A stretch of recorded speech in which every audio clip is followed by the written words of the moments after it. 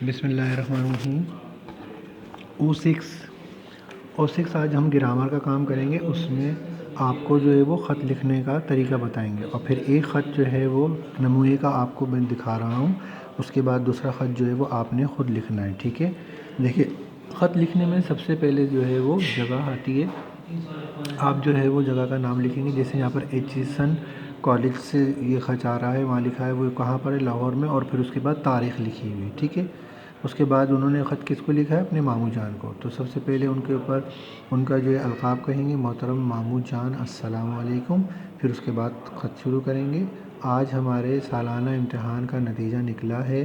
آپ کو یہ جان کر بڑی خوشی ہوگی کہ میں خدا کے فضل سے بہت اچھے نمبروں سے پاس ہوا ہوں۔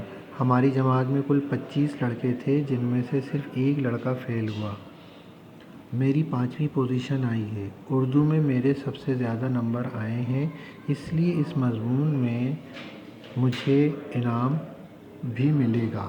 امید ہے کہ آپ کو بھی اپنا وعدہ یاد ہوگا اور مجھے جلد ہی گھڑی لے کر دیں گے۔ تمام اسکول کا نتیجہ ہمارے پرنسپل صاحب نے پڑھ کر سنایا۔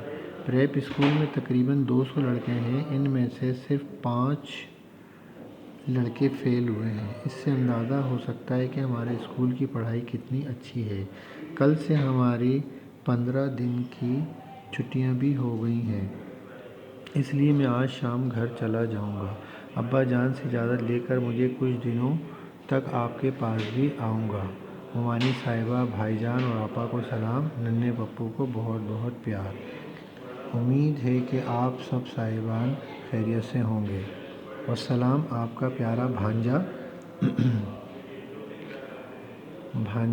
محمد نعیم احمد۔ اس جگہ آپ جو ہے وہ اپنا نام لکھیں گے، ٹھیک ہے۔ اور یہ آپ دیکھ لیں کہ سب سے پہلے جو ہے وہ کیا آتا ہے، سب سے پہلے ایڈریس آتا ہے، پتہ آتا ہے، ٹھیک ہے، جہاں سے آپ لکھ رہے ہیں وہاں کا پتہ آئے گا۔ پھر اس کے بعد القاب آئیں گے، پھر اس کے بعد جو ہے وہ نفس مضمون شروع ہوگا، ٹھیک ہے۔ نفس مضمون کیا ہوتا ہے؟ نفس مضمون کا یہ مطلب ہوتا ہے کہ اس کے اندر جو ہے وہ بات آپ کیا بتانا چاہ رہے ہیں وہ، اور آخر میں جو ہے وہ اختتامیہ۔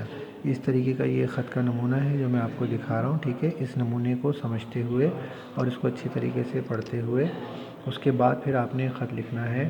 وہ خط میں آپ کو بتاتا ہوں کہ وہ خط آپ نے کس کے اوپر لکھنا ہے۔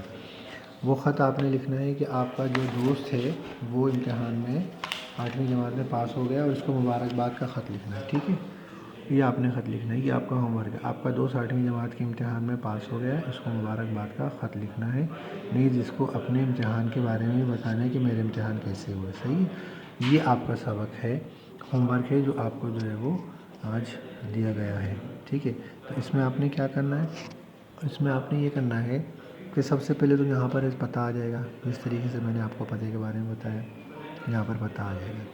اس کے بعد پتے کے بعد جو ہے وہ کیا ہوگا؟ پتے کے بعد جو ہے وہ یہاں پر آپ نے دیکھا کہ القابات ہیں، یہ القابات آ جائیں گے، صحیح ہے، یہ القاب آ گئے۔ اس کے بعد جو ہے وہ آپ کا ابتدائی آ جائے گا، یعنی مضمون جو ہے وہ جہاں سے شروع ہوا ہے وہ آ جائے گا، ٹھیک ہے۔